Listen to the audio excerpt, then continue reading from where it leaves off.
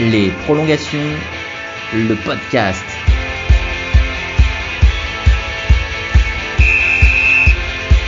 Bienvenue sur ce podcast numéro 6 des prolongations. Aujourd'hui, on va parler de la Ligue 2 avec un spécialiste, Philippe Dechter du site Ma Ligue 2. Salut Philippe. Salut Martial. Bon, la Ligue 2, c'est l'avenir proche, ça reprend ce week-end. On espère que ça va reprendre à peu près normalement d'ailleurs, parce que on comprend pas tout en ce moment avec les protocoles Covid. Exactement. On est un peu, là, on a vu qu'il y a eu 3 cas au Paris FC, et donc on se demandait si le match à Chambly, donc Chambly-Paris FC, allait être maintenu. Il a lieu demain à 19h, et la commission Covid, comme on l'appelle, le LFP, a décidé de le maintenir. Donc je t'avoue que effectivement, quand on voit les cas à Brest avec un maintien, qu'il y a des cas à Marseille, c'est reporté. On a du mal à suivre, mais bon, au moins on verra du foot, quoi. Oui, c'est ça, parce que Marseille, il y a eu un cas la semaine passée, c'était à Mavie, puis 3 autres dans la semaine, ça a fait 4, ça a été annulé. Les Crocodiles Nîmois, c'est exactement la même situation, 1 plus 3, et ça n'a pas été annulé. C'est ça, et là c'est 3 au Paris FC décelés ce matin, visiblement dans le dernier test ou hier, je sais plus, 48 heures avant le match. Et ce qui est un peu inquiétant, c'est que généralement, quand il y a 3 cas, il y en a rarement que 3. Oui, c'est Donc ça. voilà, on se pose des questions, mais si la commission Covid a décidé, eh bien la commission Covid a décidé, et puis les deux clubs joueront en espérant que ça ne fausse pas trop le match, que le Paris FC faisait partie des clubs qui avaient bien réussi leur préparation. Oui, qui avait bien recruté aussi, justement. En plus. Sur cette saison-là, une saison de Ligue 2 comme on en a de temps en temps, où on n'a pas vraiment de gros bras. On a l'impression que ça va être assez homogène cette saison, et c'est compliqué de dégager des favoris. C'est exactement ça. Je pense que c'est la saison peut-être la plus indécise depuis un petit moment. Alors, on dit tous ça, visiblement, tout le monde est d'accord pour dire cela, et ça se trouve, on va se retrouver avec un champion qui aura 10 points d'avance, parce Oui. que c'est tout à fait possible aussi. C'est vrai que c'est extrêmement dur d'y voir clair aujourd'hui. Nous, c'est vrai que chez Ma Ligue 2, on a l'habitude, il y a certains clubs qu'on a l'habitude de voir, et notamment des joueurs aussi qu'on a l'habitude de voir depuis plusieurs années. Alors ça a peut-être influencé notre choix au moment de trouver les favoris. On est parti sur Troyes et Auxerre qui se dégageaient légèrement par rapport aux autres, parce que Troyes a été vraiment très convaincant l'année dernière, aurait dû faire les playoffs au minima. Oui. Et donc potentiellement jouer une montée en Ligue 1. L'effectif a peu bougé, il s'est même assez bien étoffé. Ça reste Laurent Batles, ça reste un coach qui a une vision long terme pour son club, et donc du coup qui va pas hésiter à prendre les points quand il faut, quitte à pas toujours devoir gagner les matchs, mais qui saura ne pas perdre ceux qu'il ne faut pas perdre. Enfin voilà, c'est vraiment un coach qui mérite de confirmer en fait cette deuxième saison. Donc 3 nous paraissait bien, mais toujours est-il que c'est hyper dur aussi, parce que le mercato se termine cette année le 5 octobre. Oui. Et donc, on n'est pas à l'abri non plus qu'il y ait un ou deux joueurs de l'Estac. Par exemple, je pense à Maxime Barthelmé, qui a été meilleur passeur l'an dernier de Ligue 2. S'il a une offre d'un club de Ligue 1 le 3 octobre, rien ne nous dit que finalement il sera encore là. Et 3 sans Maxime Barthelmé, c'est plus non plus la même équipe, quoi. Donc difficile. Et puis Auxerre, que tu as bien connu toi, avec Jean-Marc Furlan, que tu as bien connu, pardon, Oui. avec le Stade Brestois. Voilà, Furlan, on sait que ça marche toujours mieux la deuxième, voire la troisième année. Il faut le temps qu'il impose sa patte, son jeu. Alors Auxerre est encore un peu friable défensivement actuellement. Ils ont changé de gardien. Enfin, Mathieu Michel, qui pour moi est un des bons gardiens de Ligue 2, a été écarté au profit de Donovan Léon. Bon, c'est un choix du staff, donc curieux de voir cela aussi. Mais sinon, c'est quand même bien armé, avec notamment l'arrivée d'un attaquant comme Kevin Fortuné. On sait qu'il est capable de mettre 10-15 buts par saison, et ça va compter aussi. Gauthier 1, il y a toujours Hamza Saki, voilà, il y a eu Mathias Autrette Mathias aussi, Autrette, exactement. Voilà, c'est pareil, c'est le genre de joueur en Ligue 2, pour moi, c'est une valeur sûre, quoi. Donc quand tu as un club comme Auxerre, avec un coach comme Furlan qui connaît la Ligue 2 et qui te ramène 3-4 joueurs qui sont des valeurs sûres, c'est dur de pas les mettre dans les favoris. Oui, et puis c'est la façon de fonctionner de Jean-Marc Furlan. Là. Il est arrivé un peu dans la même situation à Auxerre qu'à Brest, c'est que l'an 1, il n'arrive pas sur des ruines, mais presque. Donc faut tout reconstruire, faut que son logiciel soit implémenté dans dans les cervelles de ceux qui le connaissent pas. Et puis il a ses soldats qui sont là aussi pour mettre ça en place, ceux qui sont là depuis longue date comme Quentin Bernard. Là on voit qu'il a un effectif quand même, si on compare aux autres clubs de Ligue 2, c'est parmi quand même le top 2, top 3 des meilleurs effectifs du championnat. C'est ça, et c'est tout à fait ça la méthode Furlan, tu la connais mieux que moi, donc on se dit qu'Auxerre peut-être cette année va enfin pouvoir jouer les premiers rôles. Il y a un absent quand même que je note dans les favoris un peu partout sur la Ligue 2, c'est celui qui aurait peut-être même dû monter à la fin de la saison, c'est Ajaccio. Oui, alors c'est vrai que nous on l'a quand même mis. Alors si tu veux, on a fait une logique de 3 étoiles, 2 étoiles, 1 étoile. Oui. On a quand même mis une étoile à l'AC Ajaccio parce que finalement c'est un effectif qui a pas trop bougé. Alors ils viennent de perdre Tramoni, qui était vraiment un jeune joueur en devenir et qui serait vraiment été intéressant de le voir sur la longueur d'une saison. Malheureusement, là, il va partir en Italie. Oui. Mais c'est vrai que l'AC Ajaccio, ça reste quand même un bon effectif. Ça reste aussi une défense qui était vraiment très bonne avec Benjamin Leroy, le gardien, qui a été monstrueux. Après, les joueurs ont aussi pris un an, quoi, mine de rien. Coutader va prendre une année, Courtet aussi. C'est des très bons joueurs de Ligue 2, mais avec un an de plus, ça peut être un peu plus compliqué. Il y aura moins l'effet de surprise par rapport à l'année dernière. Je pense que voilà, Ajaccio qui avait cartonné à l'extérieur sera peut-être aussi attendu différemment cette année par certains clubs de Ligue 2 qui les avaient peut-être pris un petit peu à la légère. Quand on connaissait l'historique ajaxien à l'extérieur, c'était une équipe qui avait beaucoup de mal lors de ses bases. Et voilà, donc ça va être dur pour eux de refaire la surprise, mais logiquement, on peut penser que l'AC Ajaccio jouera plutôt la première partie de tableau tout de même, quoi. Oui. Et il y a aussi une grosse inconnue, c'est comment Toulouse et Amiens vont encaisser leur descente. Et c'est arrivé différemment pour chacun. Toulouse, ça n'étonne personne qu'il soit là. Amiens, après, c'est peut-être avec Ajaccio le gros perdant de cette fin de saison là qui a été prématurée. Ils auraient vraiment pu se sauver à la faveur d'un retour ou même du barrage. On sait vraiment pas trop où on est Amiens. C'est pour eux peut-être que c'est le plus gros point d'interrogation.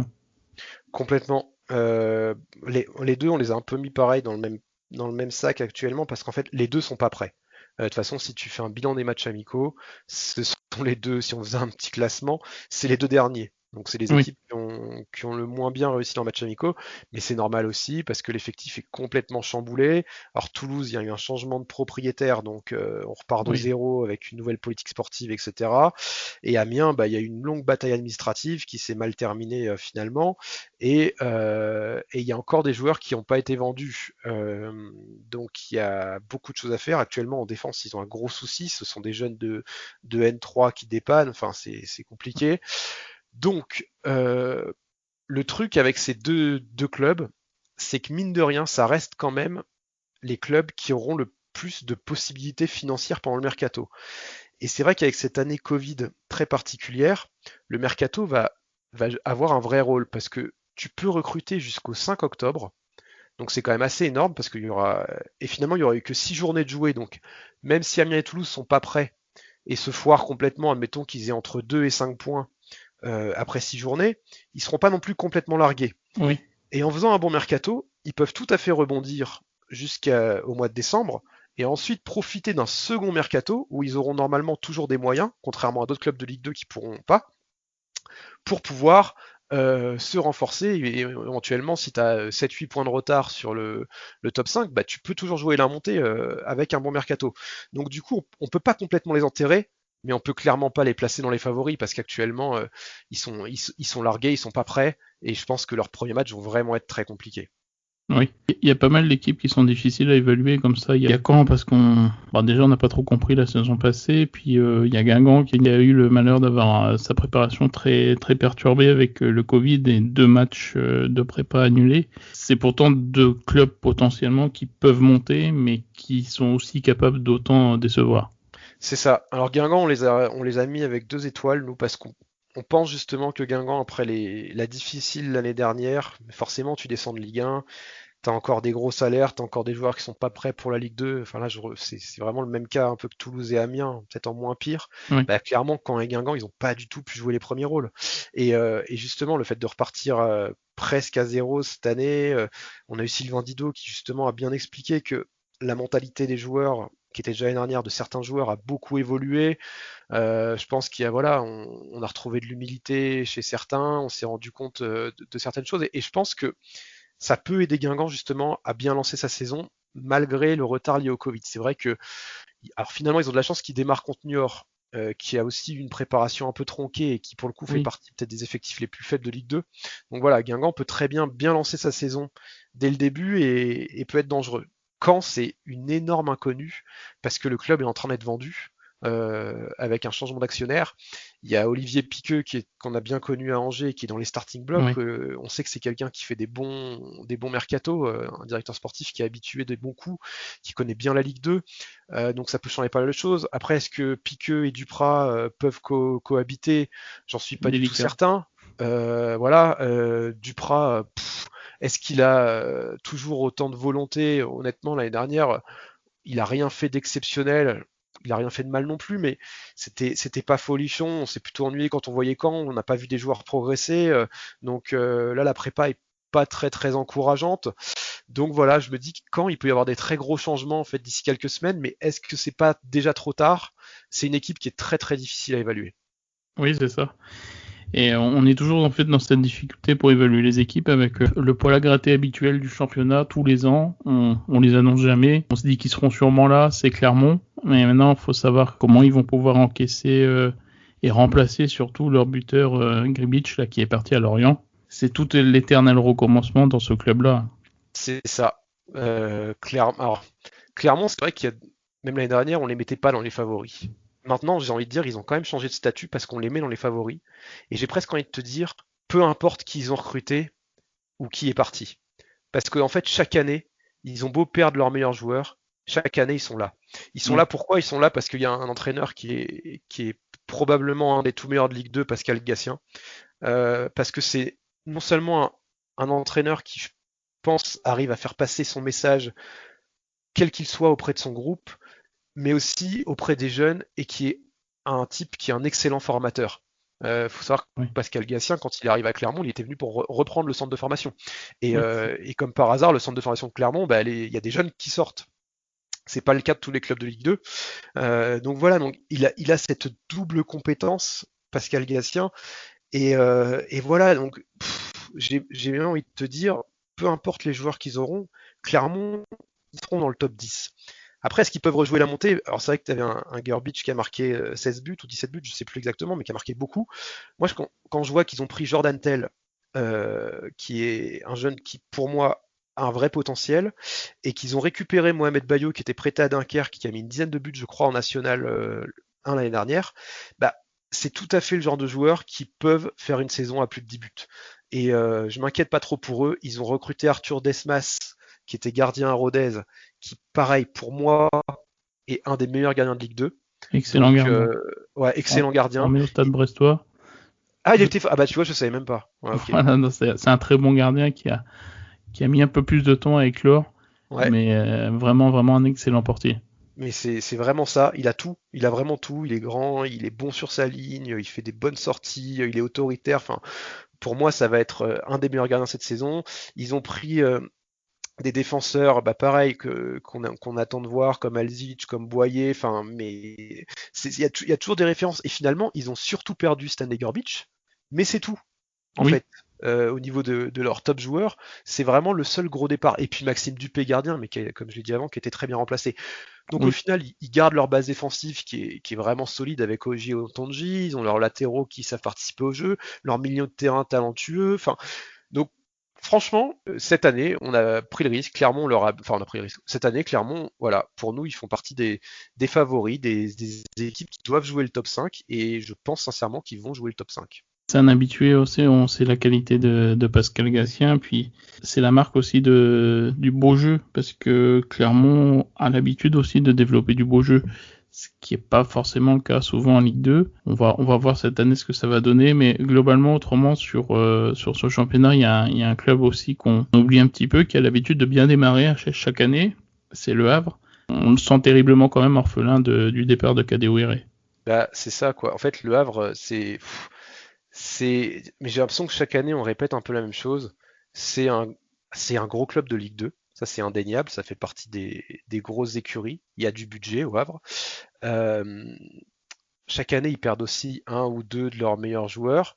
Et le problème, de mon point de vue, c'est que on réinvestit peut-être pas suffisamment derrière pour justement assumer ce rôle de gros club de Ligue 2. C'est Oui. presque à se demander si le club est pas bien en Ligue 2 et finalement, si c'est peut-être pas la peine de monter trop vite, je sais pas. Enfin, je trouve ça manque un peu d'ambition. Et là, clairement, ils ont vendu Kadewere donc assez cher, hein, une dizaine de millions d'euros à Lyon. Oui. Dans le recrutement, tu vois pas justement une prise de risque, comme elle avait pu être faite à l'époque avec Kadewere, je crois qu'il avait acheté quand même près de 2 millions. Et c'était une très très belle trouvaille justement. Mais voilà, j'aimerais voir peut-être un recrutement un peu plus ambitieux. Et c'est vrai que devant, alors il y a Thiaré, à voir s'il va confirmer tout seul, mais qui peut être aussi une belle révélation offensive de la saison. Mais ça me semble encore un petit peu léger pour jouer les premiers rôles. Mais c'est indéniable, on l'a quand même mis dans nos favoris aussi. Le Havre fait partie de ces écuries qui doivent jouer le top 6, le top 5 pour la saison à venir. Oui. Donc Ils ont perdu aussi le Cal, oui. ils vont perdre le Cal C'est qui est quand même un joueur encore. formé au club, ouais, et qui a eu 2 ou 3 ruptures des ligaments croisés, le pauvre. Ouais. Et là, il part en Arabie Saoudite visiblement, et je trouve que c'est un coup dur aussi pour ce club parce que le Cal, c'est pareil, c'était une vraie valeur sûre malgré ses blessures. Quand il est sur le terrain, il apporte vraiment quelque chose à ce club. Ouais, c'est ces joueurs de Ligue 2, vraiment, on va pas dire de base, mais c'est les joueurs sur lesquels les coachs peuvent s'appuyer, c'est des valeurs sûres. C'est étonnant toujours de voir le Havre pas capable on va dire, d'assumer son statut. Là, ils ont prolongé Paul Le Guen jusqu'en Oui. 2023. C'est un signe fort. C'est un signe fort, ouais, c'est de la stabilité au moins. De ce côté-là, il y en aura une. Et il y a Caen aussi qui est dans cette division-là. C'est l'occasion rêvée pour eux de reprendre le leadership, mais c'est plus compliqué que ça. Complètement. C'est donc le début de la Ligue 2 ce week-end. Il y a une affiche que tu retiens particulièrement ou que tu as envie de voir justement pour évaluer un petit peu ses premières forces en présence. Justement, le lundi soir, le dernier match, ça va être 3 Le Havre. Je pense que c'est un vrai bon test pour les deux équipes. On va y voir un petit peu plus clair parce que justement, on va pouvoir vite se rendre compte parce que Le Havre a eu de gros problèmes défensifs lors des matchs de prépa face à une équipe troyenne qui a quand même certaines assurances en attaque. Voilà, ça va être un bon test pour la défense havraise et puis ça va être un bon test pour Troyes aussi de se mesurer tout de suite à une équipe qui a l'habitude de la Ligue 2. Donc je retiens ce match en tout cas pour la première journée, moi qui m'intéresse vraiment. On a la première affiche demain à 15h. Toulouse-Dunkerque, c'est pareil, entre une équipe reléguée de Ligue 1 et un promu de National 1. Finalement, pour moi, c'est un match qui fait quasiment du 50-50. Toulouse est pas forcément favori de ce match, Oui. ça va pas être simple. Et puis, il y a un Auxerre-Sochaux demain soir à 19h aussi qui peut être intéressant parce que Sochaux, on n'en a pas parlé, mais Sochaux a fait également un bon mercato. Sochaux va beaucoup mieux financièrement avec le changement d'actionnaire et le club est enfin passé la DNCG sans encombre, ça fait du bien. On sent qu'il y a des joueurs qui sont recrutés sur 3 ans, ce qui est très rare en Ligue 2. Donc il y a un vrai projet pour remonter. Là, pour le coup, il y a une vraie ambition. Et je dis pas qu'ils vont remonter cette année parce qu'à mon avis, ça me paraît encore un petit peu juste. Mais justement, ça peut être une saison de préparation pour avoir des bonnes certitudes pour monter l'année prochaine. Et puis, comme tu le disais très bien en introduction, le championnat sera tellement serré que Sochaux peut aussi profiter du niveau assez homogène cette saison pour faire partie des équipes qui seront en position de montée à la fin. Oui, c'est ça. Puis on aura aussi l'habituelle surprise qui viendra un petit peu mettre la zone entre guillemets entre les favoris. C'est compliqué de la trouver. Hein. Ah, ça va être compliqué. Mais là, j'ai plus l'impression on risque plutôt d'avoir des mauvaises surprises parmi les grands habitués de la Ligue 2. C'est ça qui est un peu flippant entre guillemets pour ce championnat parce que je vois Nancy, je vois Caen, même Niort qui est un habitué quand même, mais qui on sait pas Niort, vraiment où ça va. Niort, il y a eu très peu de recrues, il y a un changement de présidence. Enfin, pour moi, le départ de Karim Fradin est pas anodin, parce que Karim Fradin, alors il a ses détracteurs, mais on peut pas lui enlever le travail qu'il a fait ces dernières saisons. Il a beaucoup contribué justement à ce que Niort soit un vrai club de Ligue 2. Il a beaucoup contribué aussi sur le projet du stade et Oui, qui est dans les tuyaux, même si ça a beaucoup traîné, mais il s'est battu pour ce stade. Et là, c'est vrai de voir le peu de recrutement à Niort, le début de préparation tronqué avec le Covid, ce changement à la direction, ça me laisse interrogatif effectivement. Je sais pas trop les situer, un peu comme Nancy qui a très peu de moyens cette saison et oui. qui s'est pas forcément renforcé. Je sais pas, va falloir voir ce que ça va donner au début. C'est pareil, là, c'est dur de voir. Et puis il y a les clubs qui étaient là l'année dernière qui nous ont bien surpris, comme Rodez et Chambly. Oui. Est-ce qu'ils vont confirmer? Parce que pour ces clubs, souvent qui réussissent leur première saison en venant du national, bah, on sait très bien que le plus dur, c'est pas forcément la première saison, mais c'est la confirmation l'année 2. On l'avait vu avec Bourg-en-Bresse, par exemple, qui avait fait une super première saison et qui s'était retrouvé vraiment en difficulté dès la deuxième année, pourtant en jouant plutôt bien. Donc, attention aussi à ces clubs-là de vite prendre les points au début, parce que après, des fois, on peut être dans une spirale assez vite négative. Oui. Pour terminer, un petit mot sur ma Ligue 2, qui est le site référence sur la Ligue 2. Ça fait plusieurs saisons maintenant que vous nous permettez de suivre la Ligue 2 avec pas mal d'intervenants, d'articles de qualité. Tu peux nous en dire plus un peu sur l'histoire un petit peu de ma Ligue 2 qui s'est bien installée maintenant? Ouais, bah, je te remercie pour le compliment. Écoute, ma Ligue 2, c'est né en 2013, donc ça va faire notre septième saison là, de Ligue 2, et puis bah, progressivement, d'un simple site internet avec quelques articles par semaine au début, on est devenu un vrai site d'actualité, j'ai envie de dire dès 2015, avec des actus quotidiennes sur la Ligue 2. On a travaillé de plus en plus justement pour faire vivre le site. On s'est professionnalisé en 2017 en devenant entreprise de presse officiellement reconnue. Et puis voilà, désormais il y a deux journalistes qui travaillent à temps plein sur le site, hein, Laurent Mazur et Dorian Vemel, qui voilà, ont largement fait leurs preuves sur ma Ligue 2 et Oui, qui sont des passionnés du championnat comme moi. Donc c'est vraiment pour nous un gros kiff de pouvoir parler de Ligue 2 tous les jours, de voir quasiment tous les matchs et justement de partager un petit peu cette passion avec les lecteurs. Nous, notre souhait depuis le début, c'est justement de parler de la Ligue 2, parce qu'on l'a toujours dit, on a créé ce site parce que justement il y avait un vrai manque en France sur la visibilité qui a pu être donnée à ce championnat. On a aussi profité, hein, on va pas se mentir, du fait de l'arrivée de Bein, hein, oui, sur ce créneau, parce que Bein est arrivé en 2012 et c'est quand même une chaîne comme Bein qui a mis en place bah, les matchs diffusés, tous les matchs diffusés à la télé, qui a mis en place des émissions hebdomadaires, même si avant il y avait quelque chose sur Eurosport à l'époque le lundi soir, mais c'était quand même beaucoup plus court. Là on a des avant-matchs, on a des après-matchs, on a énormément de choses, donc ça nous a beaucoup aidé aussi au départ pour créer du contenu et puis avoir du contenu sur Ligue 2. Et bah, c'est vrai que là on a beaucoup de chance aussi, c'est que les clubs, bah voilà, maintenant ma Ligue 2, ils nous connaissent tous très bien, même quand ils descendent de Ligue 1, malheureusement, bah, qu'on prend les contacts, ils sont très accueillants, et puis on travaille en très bonne entente avec tous les clubs, donc ça nous aide beaucoup pour nos interviews, nous aussi notre podcast avec nos invités, etc., etc. Et c'est vrai que bah, franchement c'est un plaisir de suivre la Ligue 2. On voit pas tous les week-ends des beaux matchs, hein. On n'en est pas là non plus pour raconter n'importe quoi. oui, On oui. voit C'est des comme la purges. Ligue 1.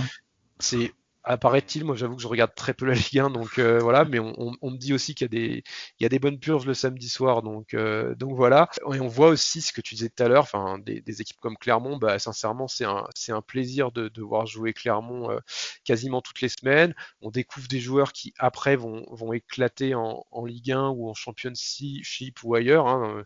Je sais pas, je prends un exemple tout bête, mais N'Golo Kanté, on l'a découvert en Ligue 2 avec Caen, et c'est vrai que quand des gens le voyaient en Ligue 2, on s'est dit non mais lui jusqu'où il va aller, bah voilà, ça fait partie des joueurs. En 2018, sur les champions du monde, il y a quand même 11 joueurs sur les 23 qui avaient joué en Ligue 2. Donc, Oui, c'est impressionnant. et voilà, et ça reste formateur, et ça reste un championnat où pour les clubs de Ligue 1, il y a des bons coups à faire, même pour les clubs étrangers, parce qu'il y a de plus en plus de jeunes aussi qui partent en Allemagne. On avait Leipzig en demi-finale Ligue des Champions, Upamecano était à Valenciennes, Mukiele était à Laval. Pour le coup, autant Upamecano a peu joué avec Valenciennes, autant Mukiele avait vraiment joué avec Laval avant de partir à Montpellier. Voilà, c'est vraiment un championnat qui nous passionne, et donc du coup ma Ligue 2 continue plus que jamais de faire suivre l'actualité, et puis on aura même en plus pour cette nouvelle saison des grosses nouveautés qui vont arriver fin septembre, avec de plus en plus de données sur notre site internet, notamment pour les férus de statistiques et de chiffres. Je pense que vous allez trouver pas mal de choses qui vous intéresseront. D'accord, on suivra ça. L'adresse c'est maligue2.fr. Il y aura le lien dans la description. Merci Philippe pour cette présentation de la saison Ligue 2. Puis on souhaite une bonne saison au site Maligue 2 et ses collaborateurs. Eh ben merci Martial, et puis bonne saison aussi aux prolongations. Merci. À la prochaine. Salut. Salut.